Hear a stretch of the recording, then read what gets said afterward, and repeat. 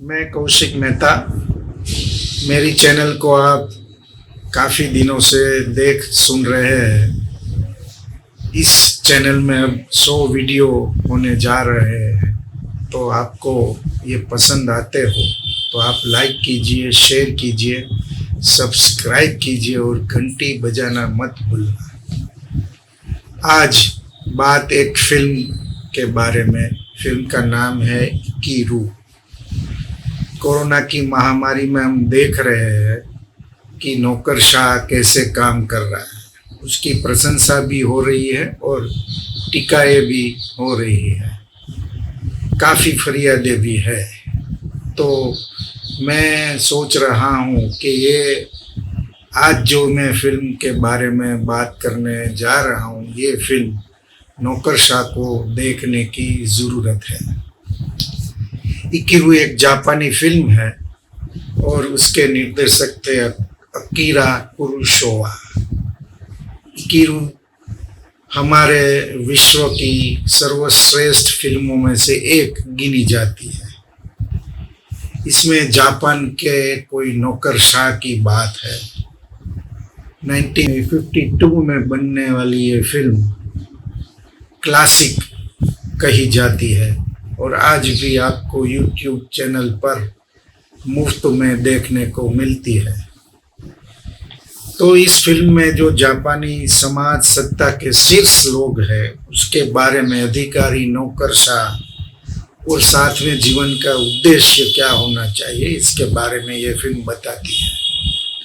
एक कांजी बतानवे नाम का उच्च अधिकारी है और फिल्म में माहौल दिखाया जाता है कि बड़ी सी ऑफिस है, कर्मचारी लोग हैं, कांजी के आसपास फाइलों के ढक पड़े हुए हैं, कई लोगों काम के लिए वहाँ आए हुए हैं। एक कस्बे के लोग जो अपनी ज़मीन पे पार्क बनाना चाहते हैं वो भी आए हुए हैं, लेकिन उसको मंजूरी नहीं मिलती है।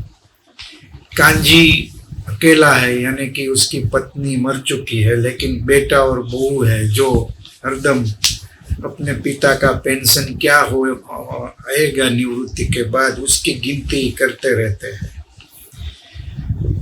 सब कुछ ये चल रहा था, लेकिन अचानक टर्निंग पॉइंट आता है। कांजी की मेडिकल रिपोर्ट आती है और उसमें बताया जाता है कि उसको पेट का कैंसर है। कांजी हिल जाता है। वो हताश होके घर पे जाता है, तो बाहर दरवाजे पे जब वो आता है तो उसके कान में बेटे और बहू की आवाज़ सुनाई देती है, जो अपने पिता की बुराई करते रहते थे। कांजी विचलित हो जाता है, उसके मन में खलबली मच जाती है। उसको लगता है कि मेरी नौकरी, मेरे संबंध, मेरे जीवन क्या है। फिर वो बैंक से पहली बार 50,000 येन उठाता है और वहां से कांजी का जीवन शुरू होता है। पहली बार वो क्लब जाता है, पहली बार अच्छी शराब पीता है, दूसरों को पिलाता भी है और एक अजनबी के साथ कैसीनो भी खेलता है। पहली बार स्ट्रिप्टीज में भी जाता है, वहाँ जोर जोर से हंसता है और घर पे पहली बार देर से लौटता है। लेकिन कांजी को शांति नहीं मिलती। अभी तक उसके 25,000 येन ही खर्च हुए हैं। उसके पास क्या नहीं था। बीच में वो एक लड़की को देखता है जिसकी लेगिंग्स फटी हुई थी, तो वो उसको अच्छे कपड़े भी दिला देता है अपने पैसे से। लेकिन उसको वो सोच में पड़ जाता है कि क्या मेरे पास नहीं है। मेरे पास नौकरी अच्छी है, मैं अधिकारी हूँ, मैं उच्च अधिकारी हूँ, मेरे पास सत्ता है, सब है, लेकिन फिर क्या, उद्देश्य क्या। तो ये कोई मकसद नहीं है तो उस जिंदगी का क्या। वो सोचता रहता है। मृत्यु सामने खड़ा हो तब आपको सोचना पड़ता है कि आप बड़े से बड़े क्यों नहीं हैं, लेकिन आपने बड़ा काम क्या किया, ये प्रश्न तो आता है। उसके सामने अर्जदार नजर आ जाते हैं, वो गरीब शहरी जो पार्क बनाना चाहते हैं वो नजर आ जाते हैं। फिर उसके जीवन में अर्थ नहीं, इन्वर्टेड कोमा अर्थ से उसका जीवन जुड़ जाता है। ऑफिस में उसकी गैरहाजिरी रहती थी कैंसर की बीमारी के कारण, तो स्टाफ खुश था, और उसके बाद में जो कर्मचारी आते थे उसकी नज़र कांजी की कुर्सी पे लगी रहती थी कि कैसे वो कुर्सी हासिल कर ले, लेकिन फिर वो ऑफिस में हाजिर हो जाता है और गरीब शहरी जिसने ज़मीन पर पार्क मांगा था वो फाइल निकालता है, साइट विजिट करता है, मंजूरी दे देता है और पूरा विभाग को, अपने कर्मचारियों को उस काम पे लगा देता है। और आखिर में एक दृश्य है, कांजी कैंसर में मर गया है और उसकी शोक सभा चल रही है, उसमें मेयर भी है। मेयर के पास उसने अठाग्रह से वो जमीन में पार्क बनाने की फाइल मंजूर करवाई थी। सबको लगता है, चर्चा एक ही है, सबको लगता है कि कांजी बदल कैसे गया, कांजी पहले तो ऐसे नहीं था, तो सुधर कैसे गया।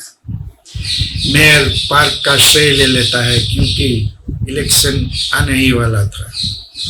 लोगों में एक चर्चा भी है कि क्यों बदल गया। कोई बोलता है कि गुमनाम औरत के संपर्क में आके वो फिर सुधर गया, लेकिन शोक सभा में अचानक भीड़ आ जाती है और वो भीड़ कांजी को श्रद्धांजलि देती है। आखिर में पुलिस आकर कांजी के बारे में एक बात बताता है कि मरने से पहले कांजी वो जमीन में जो पार्क बना है वहाँ गया था, वहाँ एक झूला था, झूले पे झूला था उसने और गीत गुनगुनाया था। तो यहाँ कहानी खत्म होती है। कांजी की भूमिका में तकाशी शिमुरा ने बेमिसाल अभिनय किया है और ये कुरुशुआ की अद्भुत फिल्म है। आपको नहीं लगता कि ये फिल्म नौकरशाह को देखनी चाहिए? और ये मुफ्त में दिखने को मिलती है यूट्यूब पे। आपने नहीं देखा है तो यूट्यूब पे जाए और ज़रूर देखिए, फिर आप ही सोचना कि क्या ये फिल्म नौकरशाह को दिखाना चाहिए। नौकरशाह हरदम कोरोना की महामारी में सर्कुलर निकालते रहते हैं, परिपत्र घोषित करते रहते हैं, तो एक परिपत्र ऐसा घोषित नहीं होना चाहिए कि जिसमें लिखा हो कि आप कुरुशुआ की कुरु फिल्म ज़रूर देखिए। फिर मिलेंगे। Thank you.